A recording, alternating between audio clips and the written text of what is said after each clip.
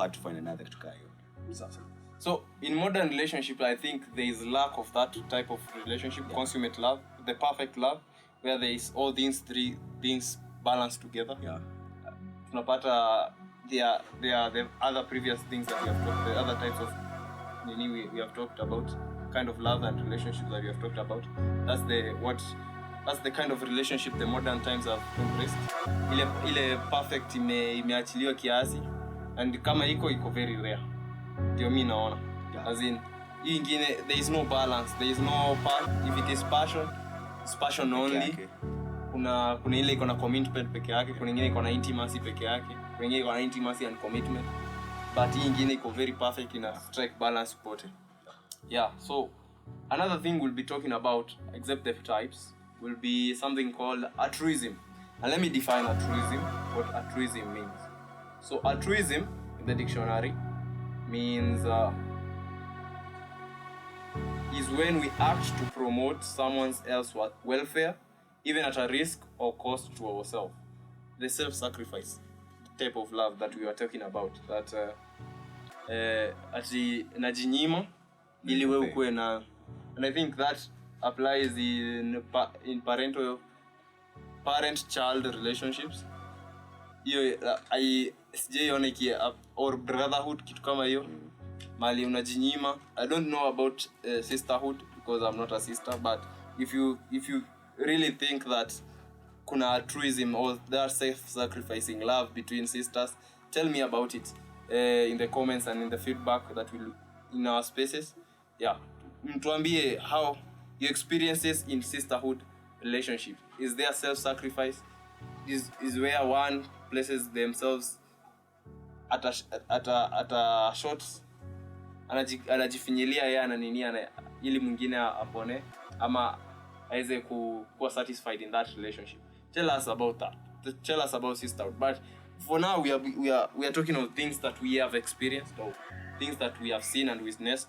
So in terms of brotherhood, I think I have seen such a thing where unajinyima huyu mwingine apate.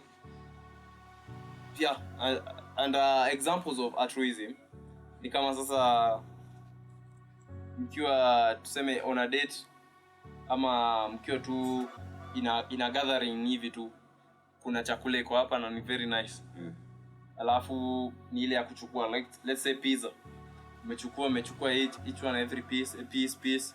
Alafu imebaki kale kamoja na unataka kukula, but unaona ule mwingine anataka kukula pia, so unajirestrain. Unasema acha achukue. Naye anachukua, so lakini you are not satisfied. Wewe mwenyewe ni kama umejifinyilia ili msee akule. Kitu kama hiyo. Sijui kama uko na example fulani ya siwezi kosa example. You know another classic example ni you hear stories. Unasikia mzee. Yes, unamuona amevaa nguo zimeraruka. Unashindwa kwani mzee muona akona kazi, yes akona vitu zote, lakini bado anavaa. He looks some of hayuko neat. Yeah, yuko neat. But then you come to learn that hiyo pesa yote ana sacrifice to give the children an education. You see? Yeah. You know, in an indirect way, Adiana invest. Yeah. Investing in the children that he has. So anajinyima kuwapea. Yeah. So that they have a better future. Yeah. You know? So that is a classic example of altruism. Other ingine example ya altruism, where I think many women have come to kuambia about being a gentleman is a sort of kama sema you are out on a date night, tuseme hivi. Alafu umekuja with a dress, just a dress. Umekuja umevaa koti, umevaa nini, you have protected yourself from cold weather. Yeah, kwa sawa tu hivyo kwa nini yako na dress tu peke yake. So you are expected or there is a demand ya kutoa koti umvalishe wewe ubaki kwa baridi. You see, such is self-sacrificing love, and I think to a degree pia ni poa sana. but I think unapaswa kuangalia circumstances on where you need to self-sacrifice on love and be selfish about it. I think in these times kuna vile unaweza kuwa very generous on self-sacrificing and people can use it against you. And others can also do the same, where I can manipulate you because I know you utanifanyia kitu yoyote. Unaweza nifanyia kitu yoyote. I think you're going to be particularly manipulative ama exploitive on the love that I'm showing. Kama hiyo, si ndio? Yeah. So tumeongelelea hizo vitu na basically as I run through them kuna hiyo keen altruism where tumeongelelea mambo na familia, where that self-sacrificing love between kins. Mzee hapo amevaa vibaya but unaona watoto wake wako sawa, wako fiti, bibi yako sawa, as in wote wako fiti, wamengarisha, lakini unaona mzee amechakaa kidogo kama hiyo. So there is reciprocal altruism where anajinyima nisaidie huyu mzee kwa sababu najua at a particular moment atanirudishia hiyo that sacrifice. The sacrifice that I've given atanirudishia. There's a degree of reciprocity as atanirudishia ile ni that we expect something back after we have done that. Na hiyo kurudisha, you know, it's si kitu wenye lazima uambiwe. Ni kitu itakuja automatic. Like for example myself, mimi mzai wangu, my parents najua wamesacrifice sana kunifikisha mahali niko. So I don't expect them kupiga simu kuniambia nahitaji pesa. Mimi ni kitu nafaa kujituma. If it's a house they need, mimi nafaa kujengea, unaelewa? Basi. Yeah. Hata ingine ni kama tuseme mseme amekusaidia na hata si sana hata deni alikuokolea tu mahali. Akikuokolea mahali na sasa uko in a position hata ya kumuokolea. Na ukatae kumuokolea, you feel somehow guilty. Na una feel hapana yeye pasi kwenda vile imeenda. So unajaribu hata yana expect kwake akona expectations wewe umsaidie because you are now in a position that unaweza msaidia. Yeye alikusaidia, alijinyima a point mahali fulani, alijinyima akakusaidia, now it is time to return. I think the hand that gives is the hand that receives kabisa, kitu kama hiyo. So kuna cultural groups kama zile tu marafiki tunakuanga nayo, so one partner kwa group ako nayo hizi vitu tumeongelelea, akona shida tunakaa hivyo kama group tunamsaidia. Ile time ako fiti pia ama mtu mwingine hata nini in that same group ama karende hivi ka click tu tunamsaidia tu hapo, si ndio? Kweli. So kuna nyingine inaitwa pure altruism. So hapa sasa ina come from a point of na feel huyu jamaa vile anapitia na si acha njinyime kama sasa mse akimiss meal na kama tuseme uko na 50 lakini wewe umekula tuseme asubuhi ulikula, lunch ulikula, sasa au expect sana unaelewa vile amepitia, so wewe unaweza mpatia hiyo. So it's kind of pure because unajiplace on his situation or her situation, a place of empathy unamwekelea hapo, unamwambia iko pure, yani you do not even need any giving back, unamsaidia tu ile kumsaidia. I think such sacrificing love is quite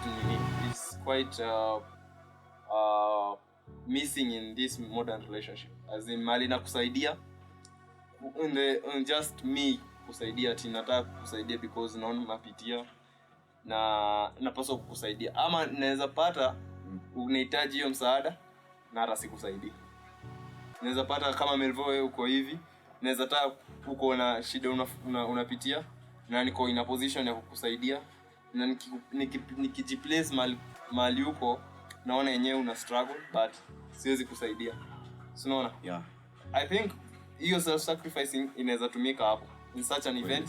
Naweza hata kama niko na kitu kidogo pia naweza at least tuseme twende basi tu nini hii tu split hii kama ni 100 tunafanya chwani kitu kama hiyo. Sijui unafikiria aje hiyo pia altruism? Sure, kwa sababu lakini unajua unapata shida ya siku hizi ni watu they think more about themselves.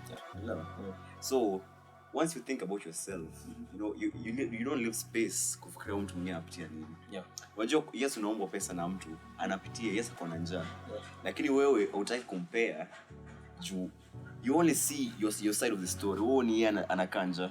So wewe unaona unataka tu pesa lakini hujui anapitia nini. So we should be more inclusive with our relationship. Unaelewa? So ujue uko invested. Uko unajua kwa shida gani. Ukisikia kuna shida unamsaidia. Kuna bro wako hapo anainama, unambaya atakani mkate, atashukuru. Kabisa. By the way, I think that to the audience that I think we should practice this in our relationships. Mahali tuko unaona msee analemewa pia unamsaidia kidogo. Hata kama una sana, unajua we in the point of the tuko kama sasa kama ma comrades hivi. And that's our audience. Ama pia ule msee hapo nje pia anasema a friend. Everyone goes through a certain period of misfortune. So tunapaswa kuwa na self-sacrificing trait ya kusaidia mtu hata kama we are not in our best of capabilities to help them totally solve that problem. Si ndio? Yeah, kabisa. Yeah. So kuna quote hapa ya Marcus Tullius, a Roman philosopher, anasema there is no duty more indispensable than that of returning a kindness. All men distrust, one forgetful of a benefit. I think that is quite practical. Yeah. As in nikikusaidia wakati you are in need, alafu wewe wakati I'm in need and you're in a position to help me ukatae kunisaidia, I feel kind of betrayed. There's a certain betrayal inaendelea hapo. And I think relationships are based on that kuna mahali itafika itaanza kuwa ni anipe nikupe. I give, you take, I give. Iko hiyo ina take give situation. As in relationship bado ina operate on such maxims. Kitu kama hiyo. Unapata hizi ni vitu ufai kuwa tu juu what you get from this person. Unampea lakini unafaa kuangalia pia. You must also, he or she anafaa kuinvested pia. Kwa sababu haiwezi kuwa unapeana kila saa. Itafika mahali hadi wewe uone hapana hivi. It's not normal. Unafaa kusaidiana na hadi akiwa in a position uone akusaidii. Then you should learn that thing man, kwa sababu unafanya nini hapo? Because that shows you that you're not as important to him as he is to you ama she.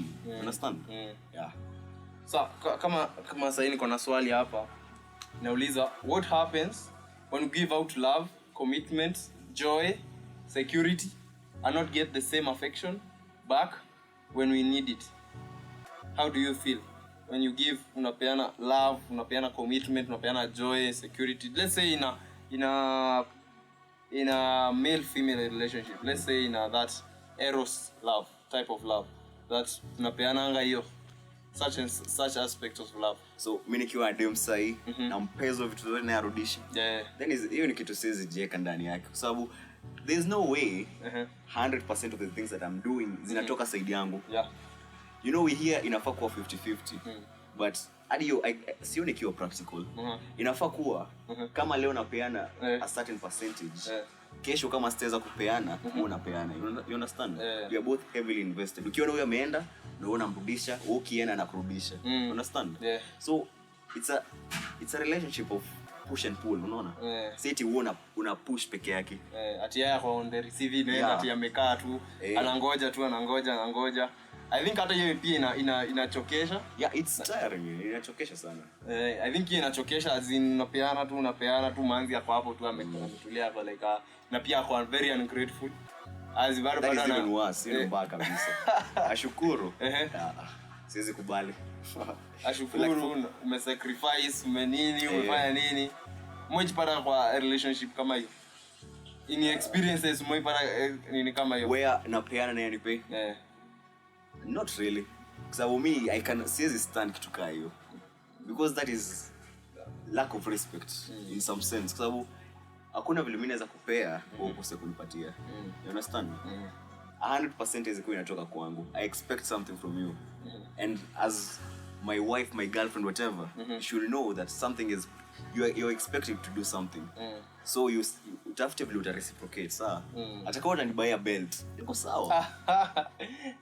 Nyinyi mnanunuliwa belt. So for me I think nimepitia kitu kama hiyo, as in wali on the stage ya dating, kitu kama hiyo mali unampeleka date, you get to know her, you buy her gifts na nini all along, hata hayuko tu weather yako anasema tu fanya tu vile unafanya, and it's actually tiring and it's very disappointing. I think unajua pia they think that when you play hard to get alafu nikata ni give up, anasema there was something that I was after, but when you are in the position that tunapeana ule mse mwingine hata appreciate ama hata akwambie hata uniambie hata rejection, and that's something that we'll be talking about ahead.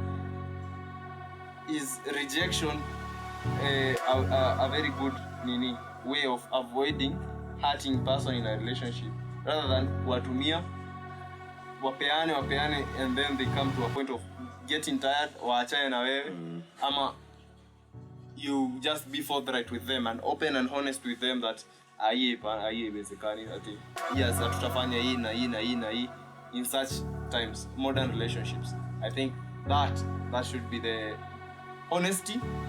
I think honesty is important. Na kitu kingine ni unajua si ati pesa pekee ni nauma, that you investing pesa kwa msichana.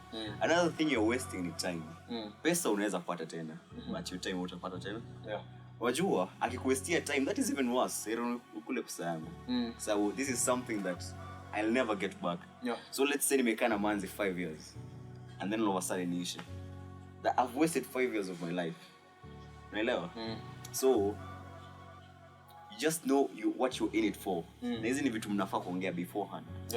You tell this person, me I want ABC with you. Kama uko ready, then unajitoa tu, unajikata roho safi. So we are not going to talk about transactional love. And let me elaborate on what transactional love means. So transactional love does not exist. That's the first thing. As love does not stem from strictly agreements. Ati tumeingia hapa tunasema wewe unipatie hii, mimi nitakupatia hii.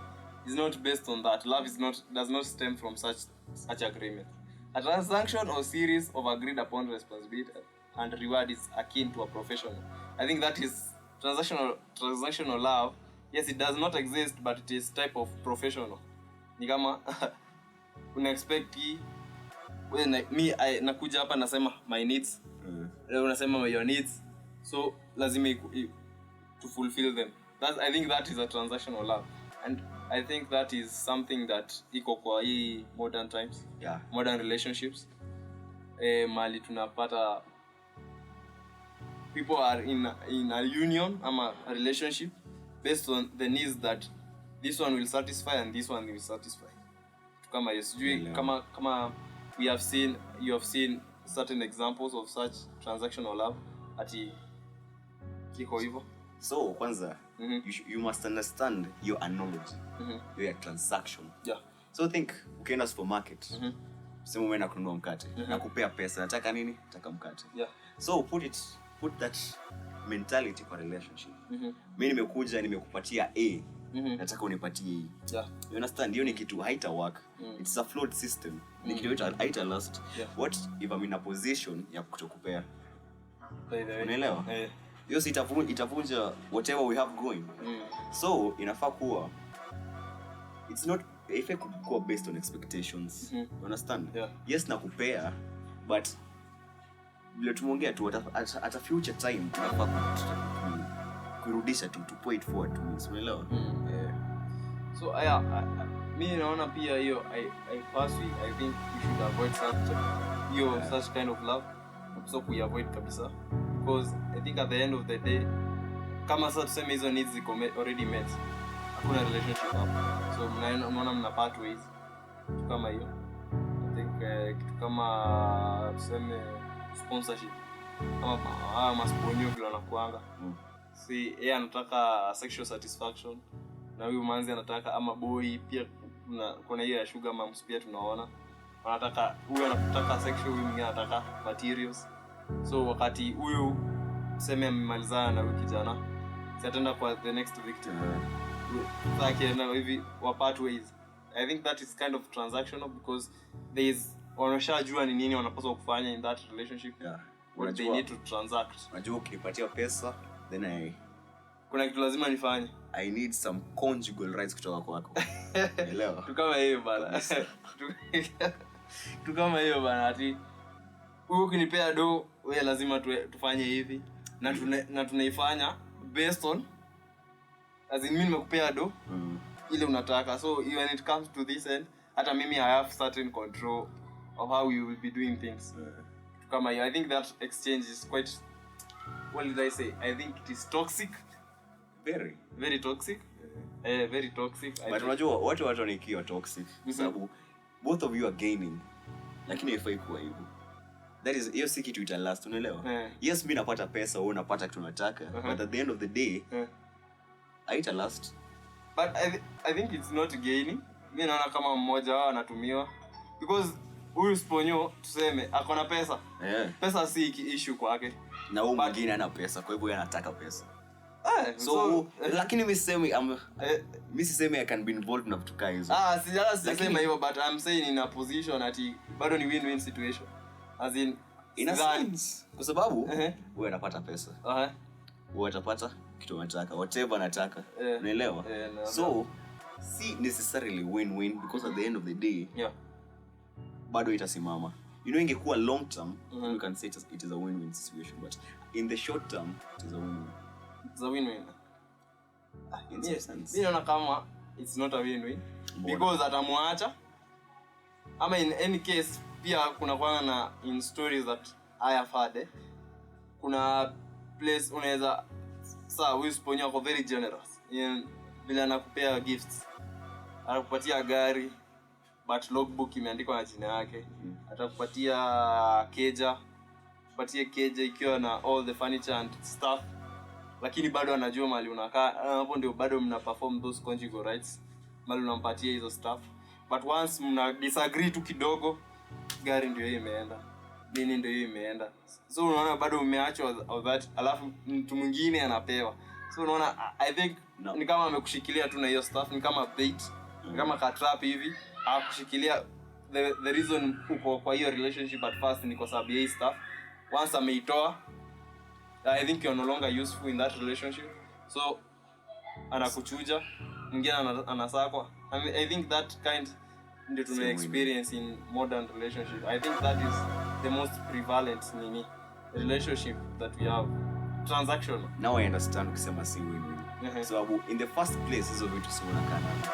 Kama amekununulia gari, ukiensure your logbook in your name, then that hiyo si kitu unaweza kunyang'anya. So kama uko hapo nje na unajua kuna gari na logbook haijaandikwa, jaribu kuongea na huyo mzee. Na lakini hiyo just I'm not advocating for any sponsorship, but if need be kuwa mjanja. I mean kuwa mjanja. Kuwa mjanja. Kuwa in a win-win situation, situmike alafu watu hivyo tu mkono tu. So kuwa mjanja, I think that will be a win-win situation in that sense. But kama hii nyingine bado unashikiliwa tu na hizo stuff, ikitolewa you're no longer useful. I don't think you're useful. Utachujwa tu. Utachujwa. And I think we have come to the end of our podcast. Today we were talking about modern relationships and the various elements and types of modern relationships that we had. Next, we'll be talking about queer relationships. Queer relationships, I mean that LGBTQ. We'll be talking about that. I think that is a very sensitive subject that we'll be talking about.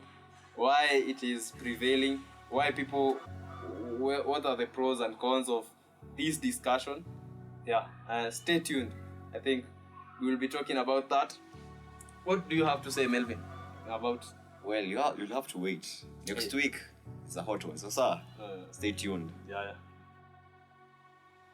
Thank you for being with us till the end of the podcast. I believe that we have touched on everything that we have touched about modern relationships.